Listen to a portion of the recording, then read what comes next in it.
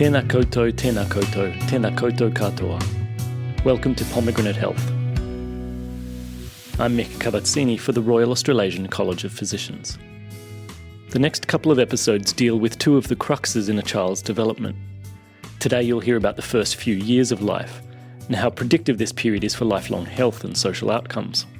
And in the next episode we talk about transition to adolescence for cohorts with complex care needs. And these stories should be of interest to all listeners, not just paediatricians. The speakers were recorded at the 2019 RACP Congress in Auckland and have kindly allowed their talks to be adapted for this podcast. We're going to start with an introduction to the Dunedin Longitudinal study, one of the most detailed and most cited studies of human development ever undertaken. Over the 47 years it's been running, the study has resulted in a new peer-reviewed publication every 2 weeks on average. The researchers recorded over 1,000 births in Dunedin in 1972 and have followed these people ever since, even though only a third have remained in New Zealand. All sorts of measures have been taken throughout the participants' lives: physical and mental well-being, emotional profile, relationships, economic success, and criminal convictions. The study is centred at the Dunedin Multidisciplinary Health and Development Research Unit, directed by Professor Richie Poulton. He's also Chief Science Advisor to the Ministry of Social Development of New Zealand, Aotearoa. In his seminar, Dr Poulton showed the incredible predictive power of one behavioural trait in particular. He also referred to the Pareto principle, the idea that 80% of wealth or land is owned by only 20% of the population. Sadly, this 80-20 rule might also hold true at the other end of the spectrum. So, the Dunedin study, a cohort of 1,000 people, just over 1,000 people. One important point to draw your attention to is that we've maintained the cohort pretty much intact through time. That's important because the major threat to the validity of these types of projects is what is known as non-random loss to follow-up. The people that drift away aren't random.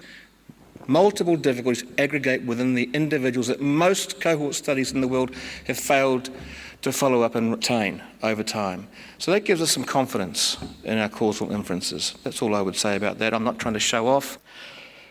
I'm going to present some data which identify the importance of the early years in particular, and I'll show that it predicts important life outcomes, not just in one particular area, but in multiple important life domains.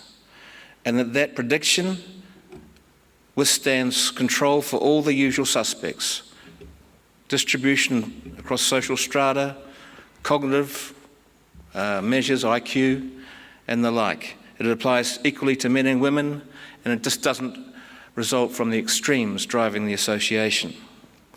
First thing we're going to look at is self-control. Why what is self-control? It's intuitively what you would think self-control is. Depending on your disciplinary background, you might call it impulse control, or executive function, or emotion regulation. And it's about basically thinking before you act, about being able to delay gratification in pursuit of goals. Nothing esoteric about this. The first version of this self-control work is the famous marshmallow study that came out of California, where children were placed in front of a marshmallow and the nasty experimenter left the room pretending to do something else and said, if in 10 minutes when I get back you haven't eaten that, you'll get a second one. And there's some lovely original footage on the web which I recommend you look at, because these kids were delightful in trying to resist the urge to grab the marshmallow and scoff it. And they go under the table, they bite their hands, they cry, and they cry after grabbing the marshmallow and eating it. And I can tell you, I would have grabbed it as soon as the guy was out the door. Anyway, so it's probably a useful thing to study in this day and age, where we've got really tempting distractions all around us all the time. We use the composite measure. If you composite via multiple measures from multiple sources, you reduce the overall error. All the findings I present now are from the composite, but I can assure you that if you just use the age 3 measure, 3 decades later, you can predict significantly the outcomes we're talking about, and the pattern is exactly the same. And I use the term pattern advisedly. There's a certain type of pattern that occurs between your level of self-control as a child and whether you're going to do well in terms of physical health as a grown-up. So we didn't just use a self-report measure of physical health or one particular domain of physical health. We combined multiple indicators of poor physical health. Of course, they're measured directly because we bring everyone back from wherever they are in the world and we measure them with the proper physiological testing. We combined metabolic abnormalities, gum disease, STIs, and inflammatory markers, as well as some FEV measures. So we've got quintiles along the bottom of self-control. And what you see there is a lawful graded association. The lower your level of self-control during childhood, by the time you're 32, your likelihood of ending up in poor health, highest level to the lowest level of self-control, what you might expect if you were hypothesising based on the extant literature, those with the highest level of self-control had the best health. What wasn't predicted, though, was this graded association. There's the control, so it applies whatever point in the socioeconomic distribution you look. It also applies to the extremes. It's for boys and girls, and it's not just driven by clinical levels of low self-control, ADHD. What about substance dependence as our next outcome? So we get that via the gold standard structured diagnostic interview. We got a bunch of diagnoses for tobacco, so the licit and the illicit, grouped it as one. And you see again a lawful relationship, highest rates of substance problems, lowest quintile of low self-control, and a graded association down to the high level, where it was lowest. But we also went outside the study member because of error or potential bias and asked people that knew them well whether our study member had a problem using substances. Same pattern. What about wealth? These are things that governments are interested in. We measured income and prestige and occupation, usual sort of stuff, same pattern. So lowest level of self-control, lowest socioeconomic status, rising lawfully across the quintiles, depending on what level of self-control you exhibited when you were a child. Crime. These are official stats, not just self-reported, so it's from the Australian and New Zealand jurisdiction. There we have not so much of a graded association. We've got a big dip from the lowest self-control quintile, but essentially it's still there. Parenting, this is about being a single parent, low self-control. Surprise, surprise, you're going to be a solo parent. And we've also done a paper that shows that you start having children much younger than the rest of the cohort. And that's under review right now. The right type of parenting, you'd all know this, being paediatricians, warm, sensitive, stimulating, measured directly with the child and the study member parent at their own home when the firstborn child was aged 3. And we see a lawful relationship yet again. This seems to matter everywhere, and it follows the same graded association. Economic measures. There's welfare benefit use, done in months. You can monetise that. So what do you see at the top? The kids with the lowest level of self-control spent the best part of 4 years, 50 months, on benefits. And they compare with those at the higher end of childhood self-control who spent 14, 15, 16 months. That's an appreciable difference. You're taken out of the workforce at that time where you're developing workforce skills. Right? You're laying down the basis of a career or a good job history, or not, as the case may be. So, looking at the level of self-control by age 3 and its precursors could, if you did the right thing from conception through to age 3, materially impact upon these trajectories and reduce all these things which governments like.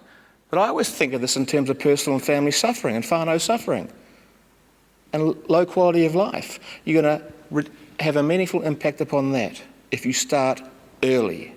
And it's not a tenuous set of linkages to get there. A general population sample, not selected, right? Generalisable back to the whole of the population. That's one of the strengths of the study. 91% of the births at Queen Mary Hospital were enrolled. The 9% who said, no, I don't want to borrow this study, didn't look any different in terms of socio-demographic factors and perinatal data. Now, I don't want to leave the stage before having talked about a follow-up study we did to test the 80-20 principle, the Pareto principle. I think one of the more innovative things we've done in recent times is to link our data to the National Administrative Data Sets. So we were able to take our 1,000 study member cohort and quantify their use of services. And you can see the numbers begin to stack up. And we've chosen things that are, again, of interest to governments in terms of indicators of poor health. So there's a lot of fat there, excess kilograms of fat, and there's all the smokers and everything else. And we thought, let's have a look. In each one of those areas, are about 20% of the population accounting for 80% of those figures? Yes, was the answer, in short. And here's just one example. What's this one? This is social benefits. So you can see that literally it was 20% of the sample who accounted for a little over 80% of the months on benefits. Probably the last column, which your eye is going to more likely than not be drawn to, is ACC claims.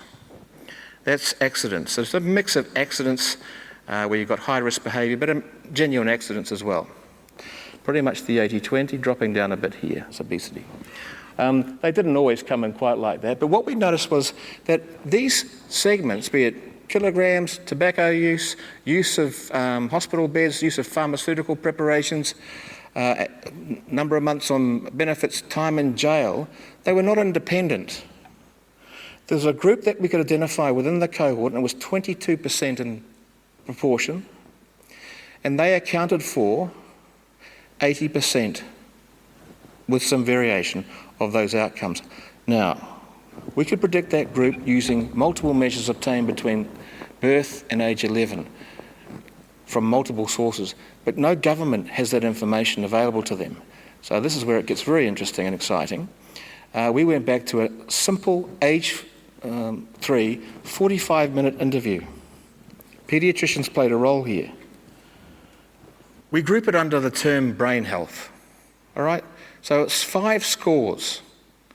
Short neurology exam, basically some measurements of both fine and gross motor ability, the ability to understand and to express language, and that measure of self-control. Now that coupled together, composited together, explained with great strength compared to most data ever published before over 3+ decades, the relationship between being in that group that used all those services and that simple 45-minute interview. Anyone that understands ROC curves knows that a score of 0.8 is bloody impressive over a short period of time. That means 80% of the time you can accurately predict whether a person is going to be in your risk group and not in your risk group. Sensitivity and specificity. Where this early determinants work has always run into trouble is that the relationships have not been that strong, and that's made people hesitate on throwing a whole bunch of money into the early life course, including politicians. If I had a magic wand, in fact, if I was a very effective science advisor, I would persuade the government that this is one of the things they should be doing at age 3. I could only dream of being that effective. Today, the point is to show you that within the first 1,000 days, you can begin to meaningfully predict how people's lives are going to turn out in multiple important life domains. It's just 2 examples from our study. There are many, many other studies that converge on this basic point. Thank you. I'll hand over to one of my colleagues.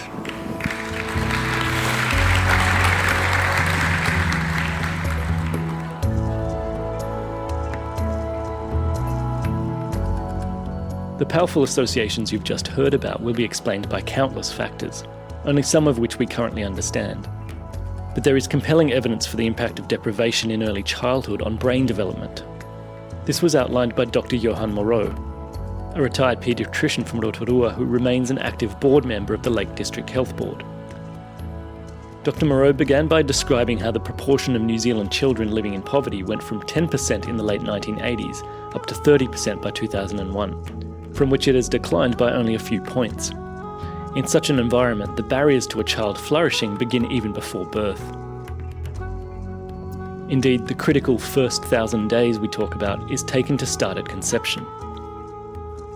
Let's go back to this slide and reflect on the importance of a pure pregnancy. This is the notion of this being a planned, wanted child, where the parents get to dream and attach to their baby during the pregnancy, where there's good nutrition, no alcohol, drugs or cigarettes, and where antenatal care is needed, it occurs. You can't talk about this subject without reflecting on neuroscience, the whole science around the development of the infant's brain, about attachment and a process that's facilitated by oxytocin, that social neuropeptide that makes you feel good about somebody.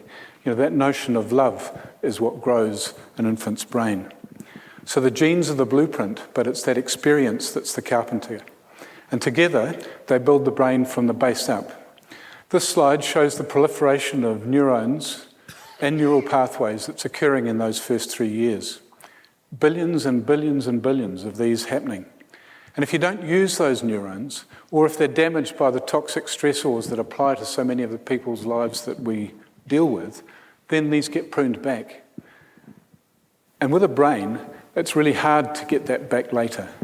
A mature brain doesn't grow neurons like it does early, so the window of opportunity is when the child is young.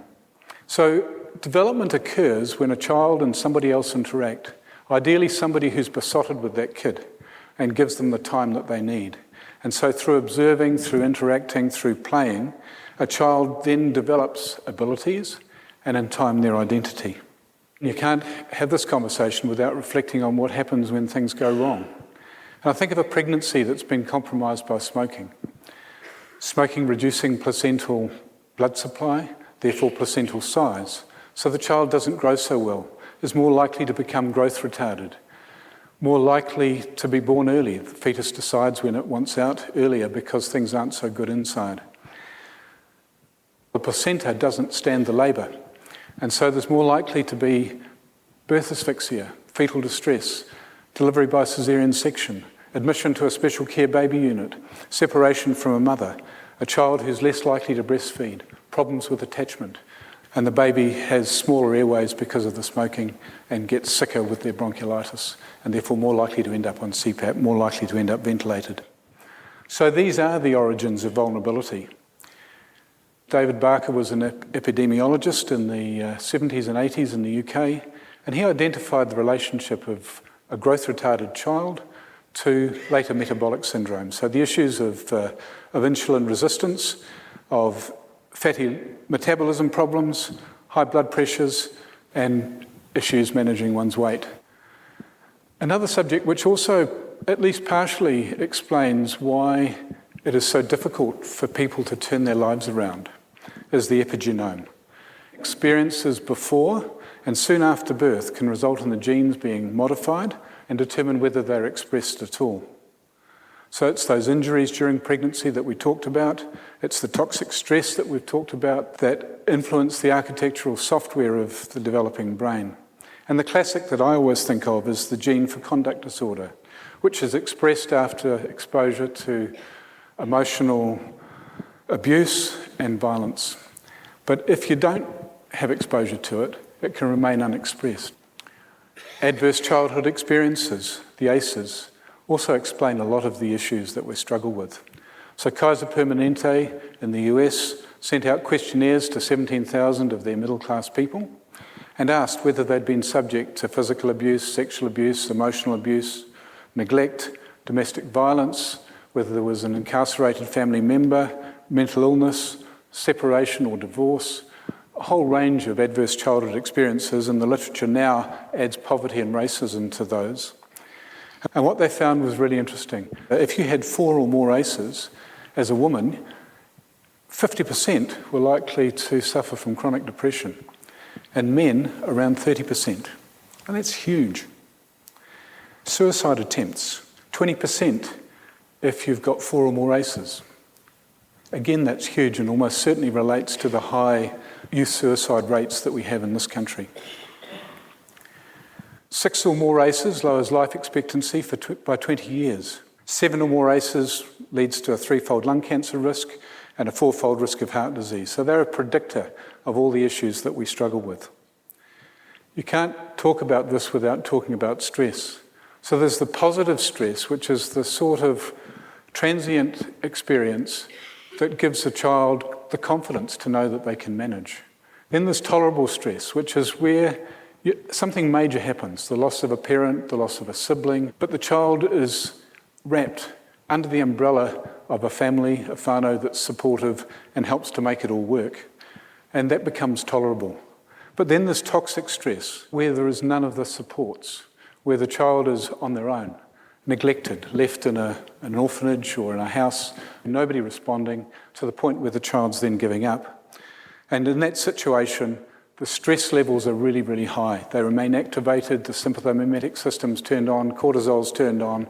That toxic stress actually damages neural connections. This is all information that comes from the Centre for the Developing Child in Harvard.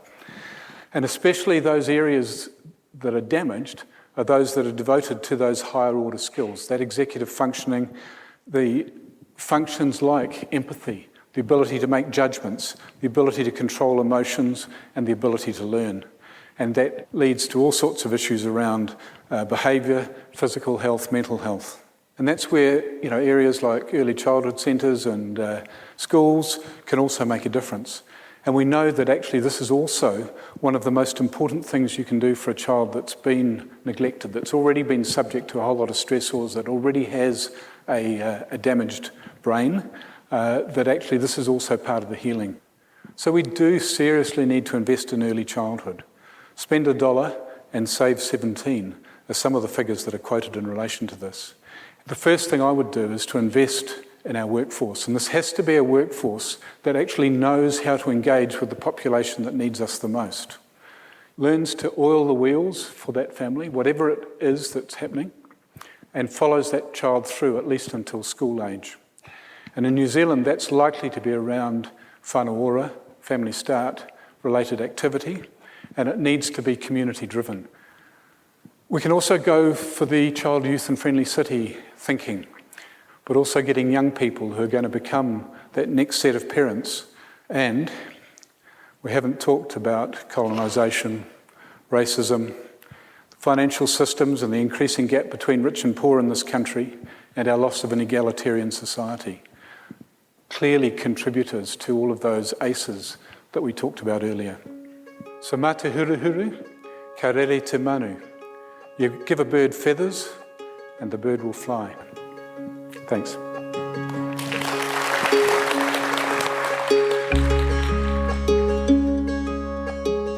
The lectures you're hearing today were framed by the launch of an RACP position statement on early childhood titled The Importance of the Early Years.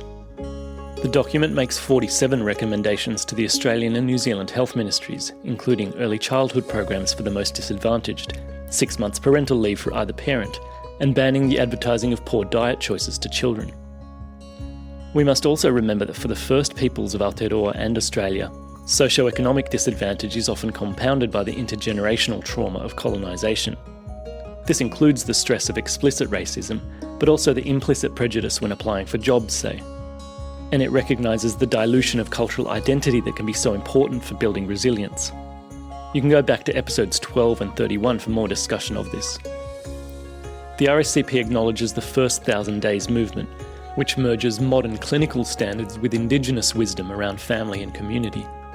Some of these elements have been explored by Professor Susan Morton, a public health physician and director of the University of Auckland Cross-Faculty Centre for Longitudinal Research.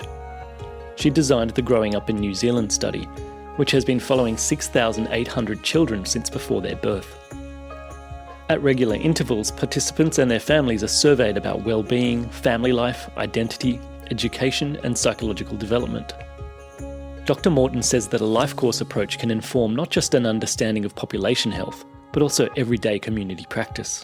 And I think it's easy sometimes to think that a life course is a lifespan.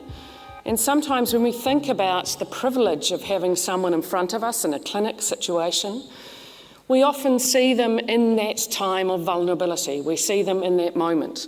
And yet they come to us with a past and they leave us to head into a future, whatever that future might be. And the way that they have come to be in front of us has been very much influenced by their journey to date. Health is really shaped as much by social environments and by inequities as it is by biology. And a lot of what we've done in this study is to try and understand why that gap exists. And I guess not just why it exists, but what we can do about it. What can we do to close that gap? So sometimes the policies were not reaching the target audience, sometimes they were not having the impact that they were expected to have. So this study was born really by 16 government agencies saying we need to know about our current generation of children in a life course way. And of course, health and wellbeing was central to that, but it wasn't the only thing that we were interested in. We were interested in how children's interaction with all of the environments around them over time brought them to particular outcomes at particular points in time. So just to give you a quick overview about the cohort, we do have over 6,000 children in the cohort. They were recruited from before their birth because the importance of their early development for setting trajectories for children was well known. We also wanted to recruit the dads, because dads matter too, or the partners of the mum, if there was a partner around, and see them right from pregnancy onwards. Most importantly, I think, in this cohort study and in what we've found out of it so far, is that we have Māori and Pasifika children represented in sufficient numbers to be able to understand what shapes their development and actually what creates well-being, not just what creates poor outcomes. So our population of interest has always been current births. The cohort represents the current diversity of ethnicity and socioeconomic status of the families having children in New Zealand today, which is really important when we're trying to inform policy. And we need to hold on and create relationships and partnerships with these children and their families to ensure that we keep hearing their voices over time. And the children are currently turning 9. So we have focused on poverty in the first 1,000 days, but we can define poverty not by a single proxy, but by a clustering of things that go on for families. And we see in this cluster quality of housing, tenure, stability of housing, as well as things like income that is available to families, ability to take leave, hardship that exists at the family level, as well as human capital. How do families get on? Are they supported in their communities? What are their relationships with each other like as parents and the rest of their family, and what are the relationships like with their children? So we think about poverty in this sort of multi-dimensional way. And using the information that we have from these 6,800 families, we've been able to look at children who are exposed to 4 or more of these factors, or 1 to 3, or none, at 3 time points in those first 1,000 days. And we've been able to compare what has happened to them in their preschool years. And here's an example of what we've found. When we look at those children who have experienced what we might call persistent poverty, with clustering of those factors, there's almost 1 in 2 of them who are likely to be experiencing behavioural difficulties by the time they're 4.5, before they go to school, compared to only 4% in the group who are not exposed to any. And we can also see that there's a gradient that exists here. So dose matters and duration matters. So these children are experiencing higher rates of behavioural issues. And it doesn't matter what outcome we look at, it's comorbidity that happens for these children. So here's just an example of obesity, but equally we could have put literacy, or we could have put numeracy, or we could have put peer relationships, or we could have put admissions to hospital. We see the same picture, different magnitude, but the same graded impact. So we could have stopped there and said, well, yes, poverty is bad. Yes, there is more likelihood that those who experience persistent vulnerability or poverty are going to already be showing inequitable outcomes by the time they're 4.5. But actually not every child who is exposed to that clustering of poverty will have a poor outcome. In fact, we can see on this slide that 2 out of 3 of the children, or more, nearly 3 out of 4 in fact, actually don't have a problem with obesity by 4.5, despite having experienced these adverse conditions. So what we then did is say, well, what is it that is different about these children? And we went beyond the risk factors. Yes, they're living in poverty. Yes, their housing is poor. Yes, we must do something about those things. But what else is going on? What is creating resilience in the face of this adversity? So we worked with the communities where that adversity is greatest. And we found some of the things that actually your grandmother might have been able to tell you about, or certainly mine did. Things like spending time, quality time with your children, having protected time to be with your child, having support in your community, having loving relationships around you. Things that seem really straightforward, but are not so easy for people who are living chaotic lives, lives that are challenged.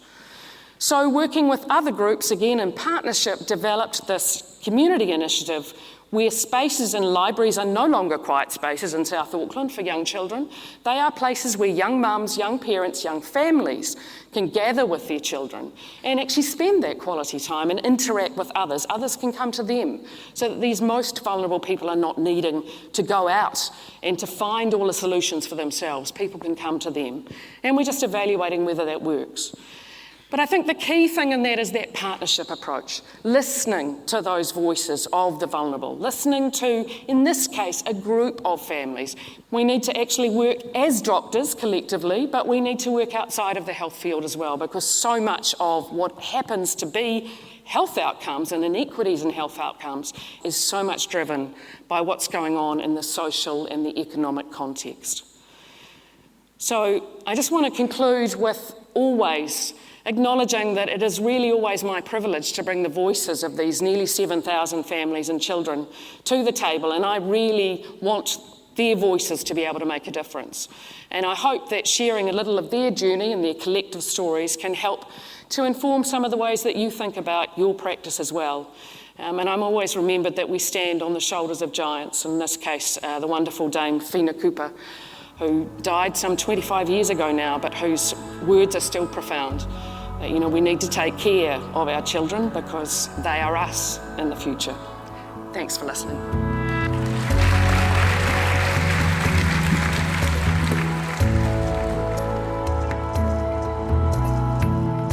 Many thanks to Richie Poulton, Johan Morreau and Susan Morton for allowing me to repurpose their lectures for this podcast. You'll find links to their presentations at our website, racp.edu.au/podcast. Last year, the RACP released another position statement about childhood inequity, which called for the appointment of a national chief paediatrician and proposed clear targets that government agencies would be held accountable to. It makes a strong moral case for the right of all children to flourish, but also points to the ultimate cost of inaction, up to $14 billion per year in Australia and $6 billion per year in New Zealand when you add up the downstream costs of remedial health expenditure and lost productivity. In August, this statement was presented to Australia's Health Minister by Melbourne paediatrician Professor Sharon Goldfeld, and the government has agreed to fund a $5 million national action plan for the health of children and young people. Just 2 weeks after that government was re-elected this May, a rather more brazen vision was unveiled on the other side of the Tasman.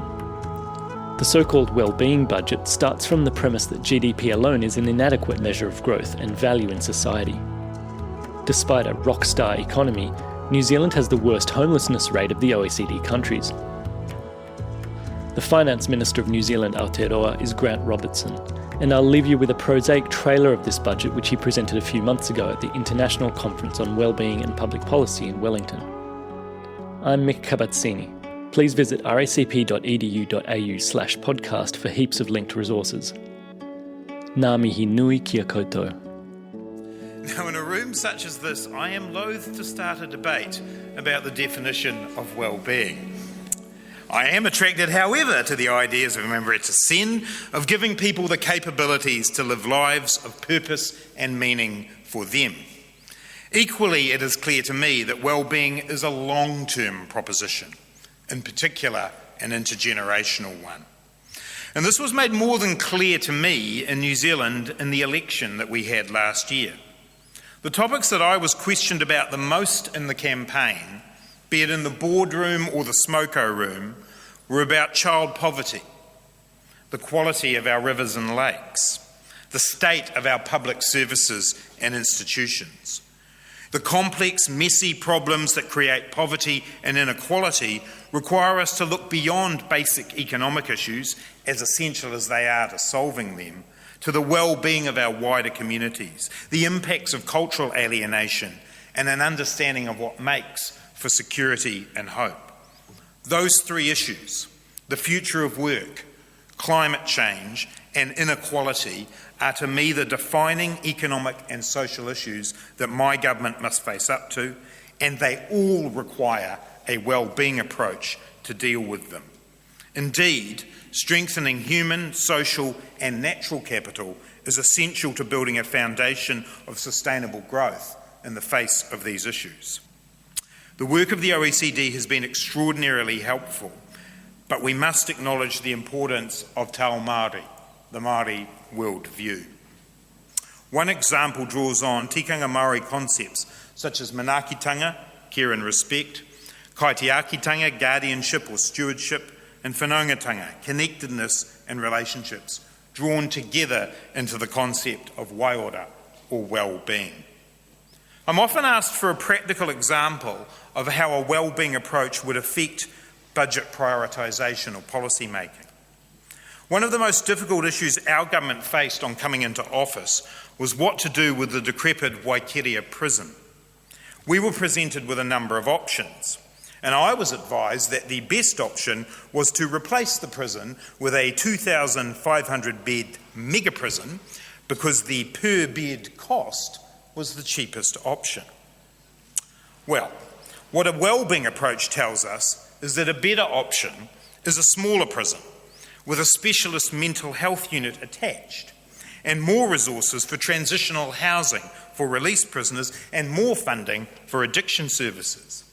The per bed cost will be higher, but the long-term benefits, fiscally and socially, will be far more significant. And that is the approach that we took, and I believe that is what a wellbeing lens will do for us across our policy framework.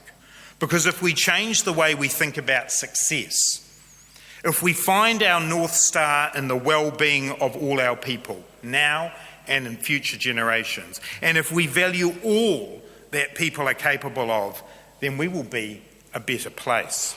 We will be a country that is prosperous, but cares about who shares in that prosperity. How we look after our land and our water, how we make our people healthier, more secure, more skilled and more reflective, and where we connect our communities. And as a bonus, we will have done what my mother taught me, to look out for others as we would want them to do to us. That would be a legacy of well-being, and of that I would be immensely proud.